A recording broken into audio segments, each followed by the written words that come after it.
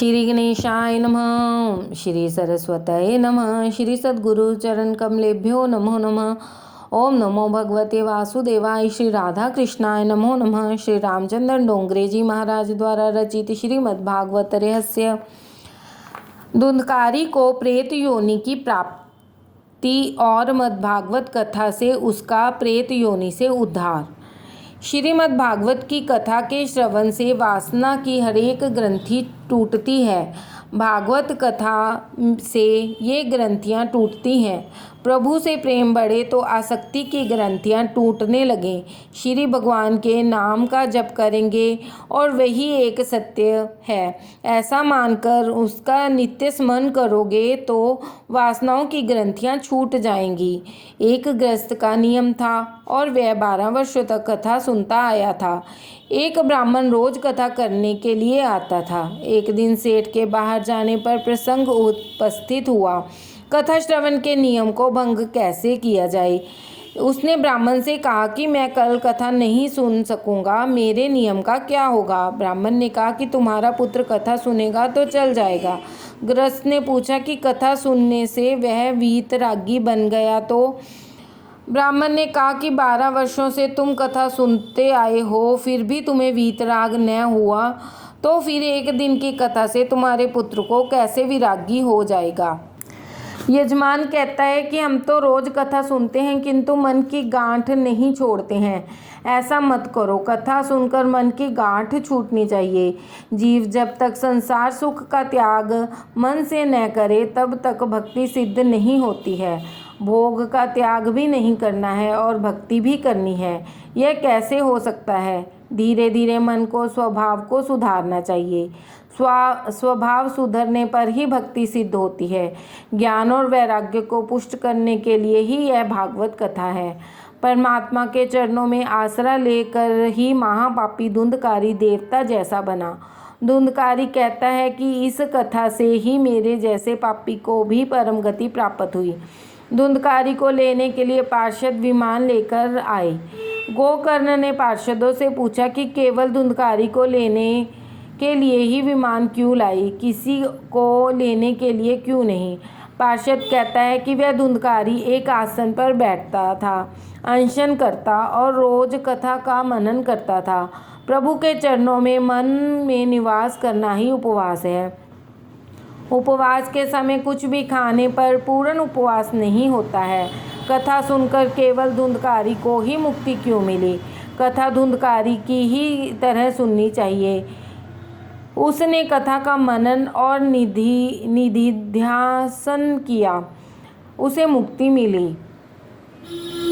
श्रवण और मनन और निधिध्यासन से ज्ञान दृढ़ होता है। बिना दृढ़ता के ज्ञान व्यर्थ है। उसी भांति लापरवाही से किया गया श्रवण भी व्यर्थ है। संदेह युक्त मंत्र व्यर्थ है। व्यग्रचित्त से किए गए जप का कोई फल नहीं मिलता। संदेह करने से मंत्र और चित्त के इधर उधर भटकने से जप फलदायी नहीं होता। कथा में मन बिना बैठकर श्रवण करने से क्या लाभ, वह फलदायी नहीं होता। कथा सुनते समय तन मन और घर की समानता भूल जानी चाहिए। देहात्मक विस्मृति से तन्मयता से कथा सुननी चाहिए। मैं ईश्वर के साथ तन्मय होना चाहता हूँ, ऐसी भावना रखो। कथा सुनकर मनन करके जीवन में उतारोगे तो कथा सार्थक होगा।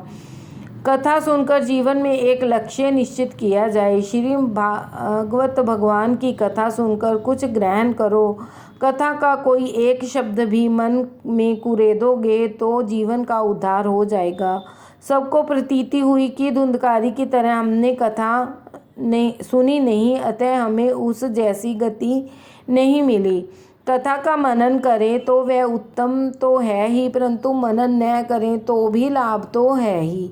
इसके पश्चात गोकर्ण ने श्रावण मास में दूसरी बार कथा कराई और सबका उद्धार हुआ।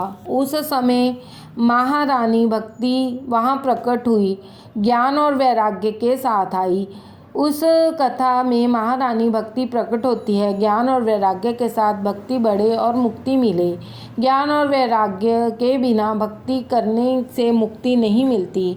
भक्ति महारानी आनंदित हुई और ज्ञान वैराग्य के साथ नृत्य करने लगी।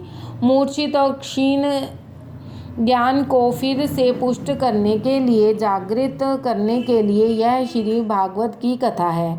गोकर्ण के सभा मंडल में भगवान प्रकट हुए। उन्होंने गोकर्ण से कहा कि मैं तुम्हारे कथा कीर्तन से प्रसन्न हुआ हूँ, तुम कोई वरदान मांगो। उस समय सनत कुमार कहते हैं कि जो मनुष्य श्री कृष्ण की कथा करे, कीर्तन करे, ऐसे वैष्णव भक्त के हृदय में आप विराजमान हो, सबको सद्गति मिली है। वैकुंठ में जो आनंद मिलता है वही आनंद श्री भागवत कथा से मिलता है, परंतु शर्त यह है कि प्रेम पूर्वक इस कथा का श्रवण किया जाए। कथा श्रवण के समय इस जगत को विस्मृत करना चाहिए। श्री भागवत ऐसा ग्रंथ नहीं है जो मृत्यु के पश्चात ही मुक्ति दिलाए, यह तो मृत्यु से पहले ही मुक्ति दिलाता है। भागवत मुक्ति प्राप्त कराने का शास्त्र है। वेदांत के दिव्य सिद्धांत व्यास जी ने इस महात्म में से भर दिए हैं। छठा अध्याय विधि बताने के लिए है। सत्कर्म विधि पूर्वक किए जाएं तो दिव्य बनता है। सत्कर्म काल के नियम से अबाधित है। सत्यनारायण की कथा में भी कहा गया है कि सत्कर्म करने में देर न करो। धर्मराज के पास आकर एक याचक ने दान मांगा। धर्मराज ने उसे अगले दिन आने को कहा। भीमसेन ने इस बातचीत को सुनते हैं और विजय दुदुम्बी बजानी शुरू कर दी। उसने सोचा कि भीमसेन कहीं पागल तो नहीं हो गया है, क्योंकि विजय दुदुम्बी विजय के समय बजाई जाती है। भीमसेन ने इसका कारण बताते हुए कहा कि आज हमारे बड़े भाई ने काल को भी नियंत्रण में कर लिया। वे जान गए हैं कि वे अगले दिन तक ही भी जीने वाले हैं। धर्मराज ने इस काल विजय के उपलक्ष्य में मैं इस दुदुम्बी को बजा रहा हूँ। धर्मराज को अपनी इस भूल का तुरंत ज्ञान हो गया। कहा गया है, न जान्युम जानकी नाथे सवारेशुम थवानु छे, अर्थात जानकी नाथ श्री राम जी भी नहीं जान सके कि कल प्रातःकाल क्या होगा। धर्मराज ने याचक को तुरंत वापस बुलाया और यथा योग्य दान दिया। सत्कर्म तत्काल करो। राधे राधे। श्रीमद् भागवत सप्ताह कथा की विधि। भव रोग की औषधि है भागवत कथा। जीवन मात्र रोगी है, सबसे दुखदायी रोग है जीव का ईश्वर से वियोग। इस रोग के निवारण के लिए श्री भागवत का आसरा लो। श्री कृष्ण से विरह रूपी रोग को दूर करने की अवधि यह भागवत शास्त्र है। रोग की परिचर्या के समय आहार विहार आदि के कुछ नियम हमें मानने पड़ते हैं, वैसा ही कुछ इस कथा के लिए भी जरूरी ही है। शुभ मुहूर्त में कथा का आरंभ करना चाहिए। कथा के वक्ता के लिए कुछ जरूरी लक्षण बताए गए हैं। पहला लक्षण है विरक्त भाव। श्री सुखदेव जी जगत के अदृश्य नहीं थे, फिर भी वे निर्विकार थे। हम भी जगत में रहते हैं, देखते हैं, परंतु हमारी आंखें विकार रहित नहीं हैं। श्री सुखदेव जी ब्रह्म दृष्टि वाले थे। प्रत्येक स्त्री पुरुष को भगवत भाव से देखते थे। प्रत्येक नर नारी को भगवत भाव से देखो। सूत जी सावधान करते हैं, इसका क्या अर्थ है वैराग्य का। उपभोग के लिए अनेक पदार्थ सुलभ होने पर भी मन उनके प्रति आकर्षित न हो, वही वैराग्य है। जगत का त्याग करने से कोई आवश्यकता नहीं है, किंतु भोग दृष्टि से देखने की वृत्ति का त्याग करना है। अपनी विकारी दृष्टि को बदलना है। जगत को काम दृष्टि से, भोग दृष्टि से मत देखो। जब तक दृष्टि का दोष नहीं जाता तब तक हमारी दृष्टि देव दृष्टि नहीं होगी। उपदेशकर्ता ब्राह्मण अर्थात ब्रह्मज्ञ होना चाहिए। वह धीर, गंभीर और दृष्टांत कुशल होना चाहिए। वक्ता अति निष्प्रही भी होना चाहिए। द्रव्य का मोह तो छूट जाता है, किंतु कीर्ति का मोह छोड़ना बड़ा कठिन है। जीव कीर्ति का मोह रखता है, जो मनुष्य कीर्ति के मोह में फंसा हुआ है वह भक्ति नहीं कर सकता। जब भी कथा श्रवण करें संसार से निर्लिप्त होकर करें। कथा में बैठकर घर बार और धंधे की बात ही सोचते रहने से मन विकृत होता है। कथा मंडप में केवल कथा का ही विचार करो, अन्य सभी चिंताएं छोड़कर कथा में बैठो। वक्ता और श्रोता को चाहिए कि वे आँख, मन, वाणी, कर्म और प्रत्येक इंद्रियों को से भी ब्रह्मचर्य का पालन करें। मन स्थिर करने के लिए उद्धर्यता होना जरूरी है। ब्रह्मचर्य पालन के लिए उद्धर्यता हो सकते हैं। क्रोधित होने से मनुष्य पुण्य का क्षय होता है। वक्ता और श्रोता क्रोध न करें। विधि पूर्वक कथा श्रवण करने से इसका फल प्राप्त होता है। कथा का श्रवण करने से वैष्णव यमपुर में नहीं जाते, वे वैकुंठ में जाते हैं। भागवत की कथा का श्रवण जो प्रेम से करता है उसका संबंध भगवान से जुड़ता है। भागवत भगवान का साक्षात स्वरूप है, श्री भगवान का वांग्मय रूप है। वेदांत में अधिकार और अधिकारी की अच्छी चर्चा की गई है। सबको वेदांत का अधिकार नहीं है। नित्यानित्य वस्तु विवेक, शम दम आदि षड संपत्ति, इहा फल भोग, विराग बिना वेदांत अधिकार प्राप्त नहीं कर सकता। वेदों के 3 विभाग किए गए हैं, कर्मकांड, ज्ञान कांड, उपासना कांड। उसी प्रकार इसके अधिकारी भी निश्चित किए गए हैं। भागवत हर किसी के लिए है। भागवत का आश्रय लोगे तो भागवत तुम्हें भगवान की गोद में बिठाएगा। वे तुम्हें निर्भय और निसंदेह करेगा। भागवत के श्लोक 18,000 क्यों हैं?